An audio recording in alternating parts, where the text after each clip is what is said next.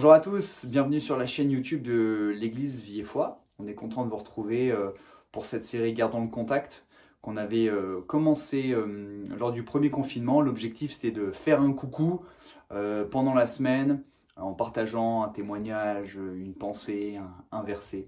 Donc on a décidé de la reprendre. Donc c'est mon tour de garder le contact avec vous et de vous partager une petite pensée. Alors, pour ce premier épisode de Gardons le contact, j'ai ramené un bout de bois. Alors, je ne sais pas si vous le voyez. Et pour ceux qui me connaissent un petit peu, j'aime travailler le bois. Je trouve que c'est super sympa, c'est chaud et tout. Et puis, dernièrement, le Seigneur m'a... Je pense que le Seigneur m'a parlé, Dieu m'a parlé et m'a mis à cœur de cette pensée que, en fait, nous étions comme des bouts de bois, en fait. Alors, ça peut paraître un petit peu dévalorisant, mais si vous regardez bien, le bois, c'est quelque chose de brut, c'est quelque chose de naturel. Et nous, on est des gens, à la base, bruts et naturels. Je ne sais pas si vous connaissez, mais il y a plusieurs sortes de bois. Il y a du pin, il y a du chêne, il y a du merisier, il y a du bois exotique, comme il y a plein de sortes de personnes. Il y a les bois qui sont jeunes et tendres, il y a des personnes qui sont jeunes et tendres, et il y a les bois qui sont très durs. Il y a des personnes qui sont très dures. Euh, le bois, ça peut être poncé, ça peut être découpé, ça peut être assemblé, ça peut être traité, et ça peut aussi pourrir. Et le Seigneur m'a parlé par rapport à cette image parce que nous avons besoin, comme le bois, d'être traité, d'être mis en forme. Première chose, on dit que le bois, ça peut être poncé. Et je pense que des fois, nos vies, elles ont besoin d'être poncées aussi. Alors, je ne sais pas si vous savez, mais généralement, quand on ponce quelque chose, c'est pour égaliser, c'est pour faire de la finition. Et des fois, on a besoin que Dieu vienne dans notre vie par sa parole, par l'Esprit de Dieu, poncer, enlever les imperfections, les petites imperfections, égaliser un petit peu notre vie pour que nous puissions porter du fruit, comme le bois. Le bois, ça peut être coupé. Et je pense que des fois, nos vies, il y a certaines parties de notre vie qui doivent être coupées.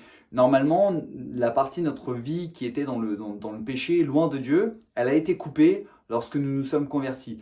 Mais des fois, avec la nature humaine, brute, du bois, on a tendance à revenir un petit peu à nos anciennes pratiques, à nos anciennes pensées, et on a besoin chaque jour de demander à Dieu, Seigneur, coupe tout ce qui ne va pas en moi, tout ce qui n'était pas à ta gloire, pardon. Je disais aussi que le bois, ça peut être traité, on peut mettre un après pour l'humidité, pour les intempéries. Et je pense aussi que nos vies, elles ont besoin d'être traitées par la parole de Dieu, par le Saint-Esprit, pour qu'il y ait une protection sur nos vies.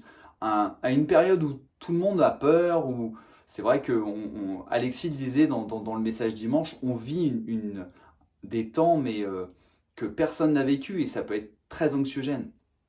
Mais si nous avons la présence de Dieu dans notre vie, si nous avons la paix de Dieu, c'est comme un après en fait qui vient protéger notre vie, qui vient protéger le bois. Je disais aussi que le bois, ça peut être assemblé, et ça, c'est vraiment important, mais j'y viendrai après. Avant d'être assemblé, le bois, malheureusement, ça peut pourrir. Et des fois, nos vies, un peu, elles peuvent pourrir aussi. Des fois, on peut passer par des épreuves, par les intempéries de la vie, et peut-être qu'on se dit, mais moi, ma vie, en fait, elle est pourrie. Mais la bonne nouvelle, c'est que même si notre vie, ou si ta vie, elle est pourrie, en fait, Dieu peut la poncer. Par contre, il va la poncer en profondeur pour vraiment enlever tout ce qui est mauvais et puis faire ressortir vraiment le meilleur du bois. Je vous partage une petite anecdote avant de terminer. Je suis allé dernièrement chez de la famille, un cousin éloigné, il se reconnaîtra. Et il est très fort dans le travail du bois. Il est en train de se faire une cuisine avec du bois. Donc il me montre un petit peu ce qu'il avait fait. Je trouvais que le bois était magnifique. Il me dit, bah, viens au sous-sol, on va voir, je vais te montrer le bois que j'avais stocké et d'où j'ai tiré mes portes de placard. Et là, je descends et là, je vois une vieille planche de bois affreuse, sombre et tout ça. Et je me suis dit, mais il n'a pas pu tirer une aussi belle planche de bois coupée, poncée, avec les finitions de ça. Eh bien si. En fait, peu importe l'état de ta vie, peu importe l'état de ton bois, Dieu peut en faire un bois magnifique. Et je termine en disant que le bois, on peut l'assembler.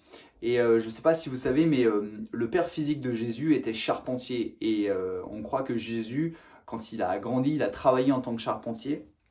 aussi, parce que c'était la coutume généralement de faire le travail de son père à l'époque.